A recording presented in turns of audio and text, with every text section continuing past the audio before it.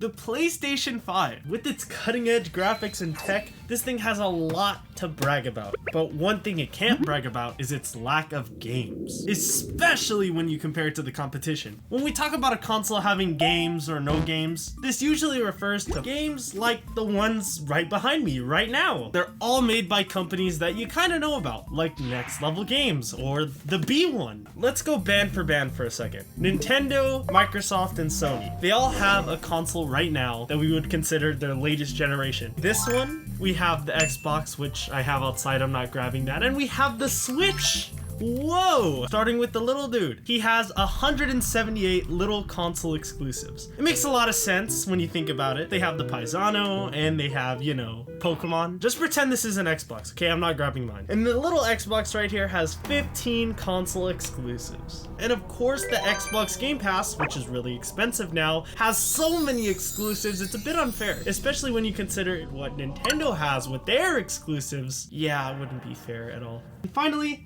how many games does this have? 15, the same amount as that Xbox I threw over there.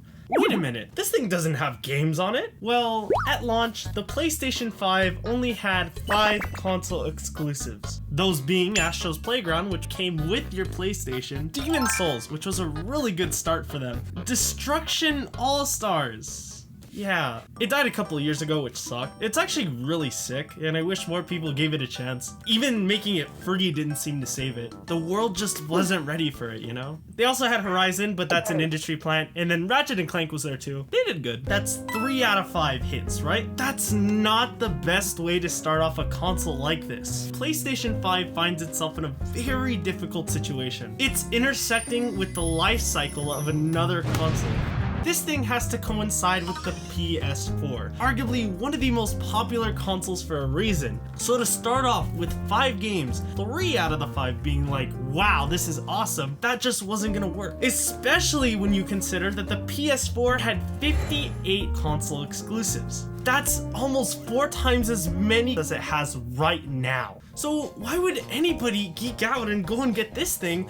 It's insane, really. Like, I mean, I got this, so obviously it kind of worked, right? It was just an investment. You were buying this because it was gonna have better games in the future. And I mean, it did, so there's that. You were basically just waiting for the third-party publishers to start making games for this. This thing is basically a Fortnite machine, if we're being real. The first game I was really excited for on this was Black Ops Cold War. But yeah, basically there was no reason to really get this because the PS4 was still running games that were coming out on the PS5. They were really just higher resolution. That's something Sony heads have always looked for, just better resolution. And as we'll come to find out, that's low-key why this thing doesn't have games. But it did come with games with the PS Plus subscription. You know, you got Black Ops 3 and a bunch of other games, which was really cool until they decided that they didn't want people to pay $60 a year anymore, and they wanted to double that to $120 a year. I still don't know how to feel about that. And the only reason I say that is because they made the cheapest option like $80, and I don't like that. I would say the main part of considering a console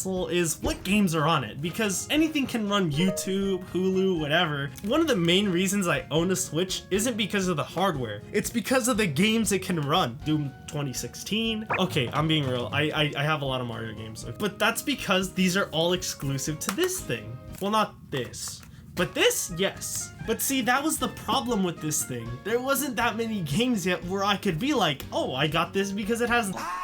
Only now can you start doing that with games like Spider-Man 2. So really, the PS4 had just as much going for it at the time as the PS5 did. This raises the question of, why aren't first-party devs making more games? The answer lies in the tech, actually. You see, when you compare the PS5 to something like the Nintendo Switch, there's a lot of differences at play. First-party devs for PlayStation are kind of encouraged to use the console's power at will, but they're also forced to. You see, if a first-party dev dropped like a low quality, low res game, but it was good, I still think Sony would be mad. This thing's biggest marketing ploy is that it runs 4K, it has 120 hertz refresh rate, whatever it's called, it'll make your penis bigger, whatever. It's a good console, right? They want the first party devs to show off all that power. That's why they've crossed over 100 gigabytes and it's becoming a big pain in the ass. This whole 4K thing, it's a huge double-edged sword. You're free, but you're also in new shackles if you get me. Of course it's gonna take longer. Everything has to be in 4K, Ultra Dolby HD, surround sound, yada yada blah blah blah. It's gonna take a while to pump out any kind of console exclusives when there's such a high bar to clear.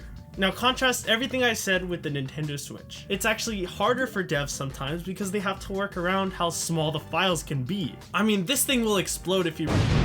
And there's more of an emphasis on actually making a good game versus a good looking game. And that's not to say that both of these games don't have good third-party communities. They both do. But the Switch has something that the PlayStation doesn't have. This. Thanks, Nintendo. Now I can show everybody how good I am at golf with one hand. And that brings us to today, right? 4 years into the PlayStation 5's lifespan. It's seen a lot of ups and a lot of downs, but now the PS5 is the majority of active PlayStation consoles. So what does that mean for third-party developers? Well, they're gonna stop prioritizing the PS4 and start working more with the PS5. Even if it's 4% separating PS5 versus PS4, they're gonna go for that 4%. And we're starting to slowly see it. Games like the new College Football 25 are only being played on next-gen consoles. This is the majority now. Sony knows this is where the money is now. They've decided to do something a little bit different. They're taking their first-party exclusives and putting them onto PC consoles. The more recent example is Helldivers 2, but I want you to look at God of War. One of the more seasoned and recognized franchises for PlayStation is being put on Steam. Why?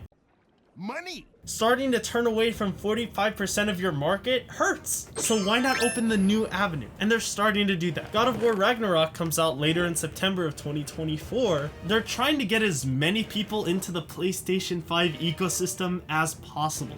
And while breaking console exclusivity is an amazing thing and a huge W for gamers in general, there is one problem. If you buy it on Steam, why do you need to buy a PS5 at all? And that's where the kicker comes in. You need a PlayStation account. This is how they're gonna trap people. They tried doing it with Helldivers, but people got really upset. But it shows that Sony wants to start integrating people into this as soon as possible. You see, the PlayStation 5 doesn't have games because there wasn't a market for it yet. They were gonna make games for like 7 million people. Of course there were gonna be 5 games. Does that mean those 5 games had to be dog shit? No.